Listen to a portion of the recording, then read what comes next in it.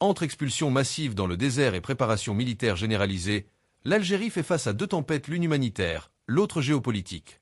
D'un côté, le Niger dénonce avec force les traitements inhumains infligés aux migrants subsahariens. De l'autre, une loi sur la mobilisation générale inquiète la population et attise les tensions régionales. Que se passe-t-il vraiment? Quels sont les enjeux derrière ces décisions? On décrypte tout, maintenant. Le premier sujet, le Niger condamne avec véhémence les expulsions massives de migrants subsahariens opérées par l'Algérie.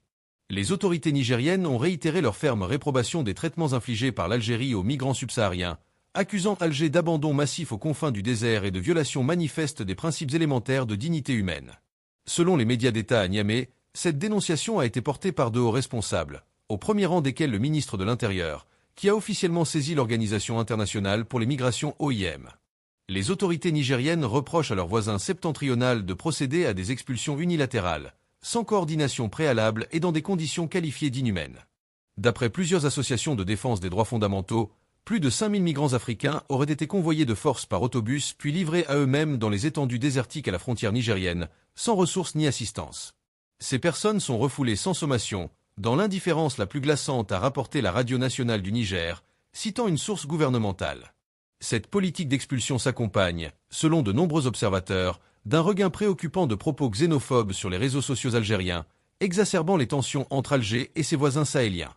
Le Niger, de concert avec ses alliés au sein de l'Alliance des États du Sahel AES, à savoir le Mali et le Burkina Faso, avait déjà condamné l'Algérie après qu'un drone malien engagé dans une opération de surveillance antiterroriste au nord du pays a été abattu par les forces algériennes. En réaction, les trois pays ont rappelé leurs ambassadeurs, conduisant Alger à interdire le survol de son territoire par les vols maliens. Bamako a, en retour, pris des mesures analogues. Parallèlement, l'hostilité envers les ressortissants subsahariens s'amplifie en Algérie. Des compagnies de transport, tant publiques que privées, leur refuseraient l'accès à leurs services, selon plusieurs témoignages. Une partie de la jeunesse algérienne, pourtant confrontée à un exode périlleux vers l'Europe, semble attiser cette animosité dans un climat délétère. Certains hauts responsables, y compris un ancien chef du gouvernement, ont même attribué aux migrants l'introduction de maladies, alimentant un discours stigmatisant et infondé, contraire aux obligations internationales du pays en matière de respect des droits humains. Le deuxième sujet, loi sur la mobilisation générale en Algérie. De quoi s'agit-il?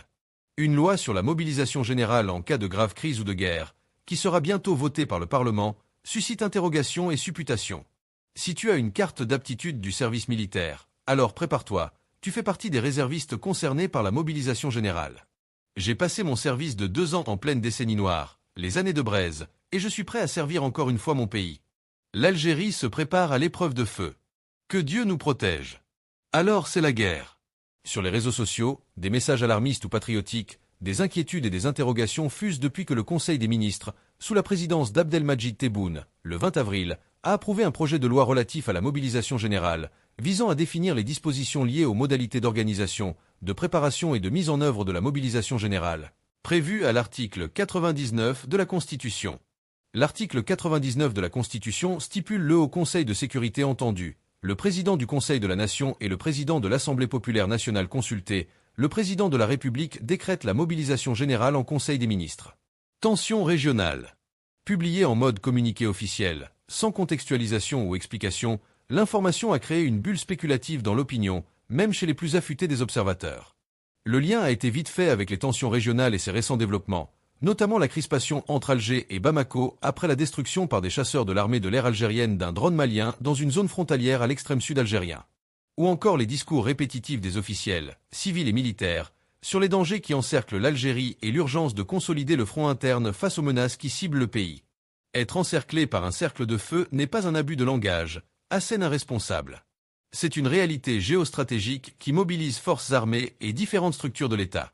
Au sud, comme mentionné, Bamako multiplie les signes d'hostilité, suivis par ses partenaires burkinabés et nigériens. Pour Alger, derrière la manœuvre se cache le voisin de l'Ouest qui concurrence l'Algérie sur le terrain de l'influence au Sahel et en Afrique en général. Les officiels à Alger confirment leur thèse l'illustrant avec la dernière rencontre à Rabat, lundi 28 avril, entre le roi Mohamed VI et les ministres des Affaires étrangères du Mali, du Burkina Faso et du Niger. Les tensions avec le Maroc risquent aussi de s'accentuer sous l'effet de 2 accélérateurs. D'abord, un soutien plus prononcé de l'administration Trump à la feuille de route du Royaume sur le Sahara occidental, et ensuite, la perspective du 50e anniversaire en novembre de la Marche verte. À l'est, le soutien américain et émirati au maréchal Khalifa Haftar inquiète Alger, d'autant que l'homme fort de l'Est libyen nourrit l'ambition de réitérer ses coups de force en avançant ses troupes au plus près de la frontière algérienne. D'ailleurs, à proximité de cette frontière, le chef d'état-major de l'armée, Saïd Changria, a supervisé cette semaine un important exercice tactique à balles réelles dans le secteur opérationnel d'Inamna, cette région sensible en particulier pour reprendre les termes du patron de l'armée. Le matraquage médiatique sur les menaces encerclant le pays et la réalité des tensions régionales a installé l'opinion dans une conviction. L'introduction de ce texte évoque une préparation implicite à des menaces graves, voire à des scénarios de conflit. Tentant de rassurer l'opinion, l'ex-général-major Abdelaziz Medjahed, ancien conseiller défense du président Tebboune, a déclaré à des médias que la mobilisation générale n'est pas synonyme de guerre, mais d'organisation collective, de solidarité et de résilience face à toutes sortes de défis. Il y a un amalgame entre approbation d'un projet de loi en Conseil des ministres et sa mise en œuvre, explique un juriste, ajoutant le président n'a pas enclenché la mobilisation générale. C'est ce que l'opinion a compris à tort. Il a juste annoncé qu'une loi, qui devait être approuvée il y a presque un an, va encadrer ce mécanisme. Rien à voir avec le contexte actuel au vu de la situation régionale tendue à nos frontières. Les autorités ont décidé de prendre les devants pour ne pas être prises au dépourvu si un événement grave venait à se produire, se contente de répondre une source officielle. Il aura fallu attendre mercredi 30 avril pour connaître le contenu de ce projet de loi sur la mobilisation générale, à l'occasion de sa présentation par le ministre de la Justice et garde des Sceaux, Lotfi Boudjema, devant la Commission des affaires juridiques et administratives et des libertés au Parlement. Le texte, qui contient 69 articles, serait un nouveau jalon qui s'ajoute au système juridique et réglementaire régissant ce domaine, notamment après la promulgation de la loi relative à la réserve militaire et de tous ses textes d'application. Il vise à définir en détail les dispositions relatives à la mobilisation générale prévues par l'article 99 de la Constitution cité plus haut. Dispositions relatives au renforcement de la capacité de défense de la nation, en rendant efficace le passage des forces armées, des institutions de l'État, des organismes et des établissements nationaux, ainsi que de l'économie nationale d'un état de paix à un état de guerre, en mettant les capacités nationales au service de l'effort de la guerre. Le projet de loi définit 2 cas où la mobilisation générale peut être décrétée en Algérie d'abord, quand le pays est confronté à un péril imminent susceptible de porter atteinte à ses institutions constitutionnelles, à son indépendance ou à son intégrité territoriale. Le second cas est une agression effective ou imminente, conformément aux dispositions prévues par la Constitution. Série de mesures pour passer à l'état de guerre. Parmi les mesures phares proposées dans le projet de loi, qui se base sur une approche intégrée, impliquant l'État, les secteurs publics et privés, la société civile et les citoyens, citons les modalités d'organisation de la mobilisation générale, notamment la préparation par des ministères des plans spécifiques, coordonnés par le ministère de la Défense, qui élabore un plan général soumis à l'approbation du président. Au chapitre des mesures de la mise en œuvre de la mobilisation générale, plusieurs actions sont prévues, notamment la transition des forces armées vers l'état de guerre, la suspension des départs à la retraite pour le personnel clé, le rappel des réservistes militaires. Le texte prévoit aussi d'imposer aux citoyens le respect des mesures spécifiques et punit la diffusion des informations nuisibles.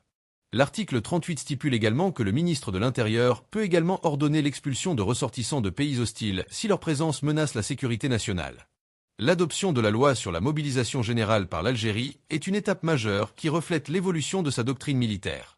Elle s'aligne sur les pratiques des grandes puissances qui, face à l'instabilité mondiale, réactivent des mécanismes de mobilisation nationale, écrit le chercheur en histoire militaire et études de défense Théophile Hamel dans son blog.